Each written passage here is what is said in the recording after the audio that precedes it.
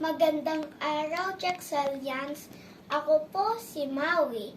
Ang kwento ko po ay ang tatlong biik. Noong unang panahon, mayroong isang inahing baboy na may mga anak na tatlong biik.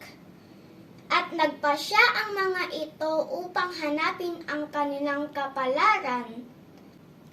Naghanap sila ng isang lugar na kung saan sila magtatayo ng kanilang mga bahay.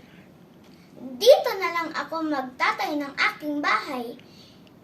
Mas madali kung gawa ito sa dayami. Hindi ako mahihirapan, sabi ng panganay na biik. May pagkatamad kasi ang panganay na biik.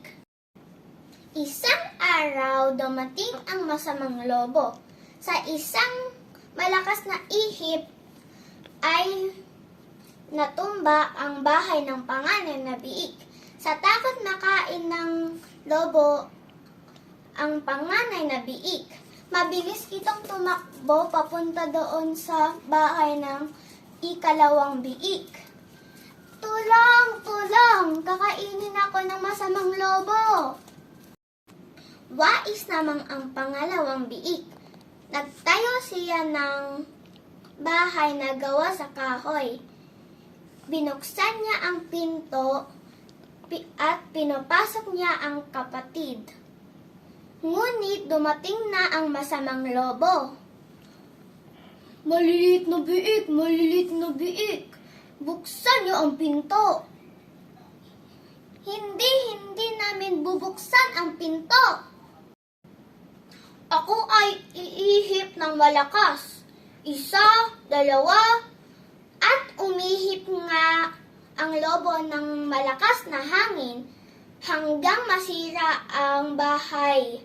Agad tumakbo sila papunta doon sa bunsong kapatid nila. Tulong! Tulong!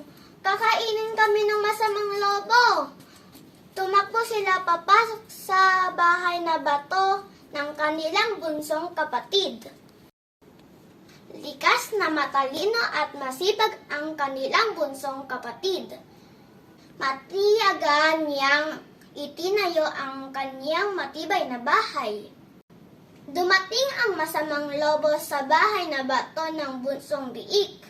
Kahit anong ihip niya, dito hindi pa rin nasisira.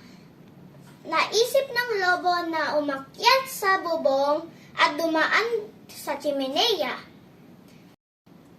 At dahil dito naisipan ng tatlong biik na maggawa ng apoy, magsalang ng kaldero at mag-init ng tubig.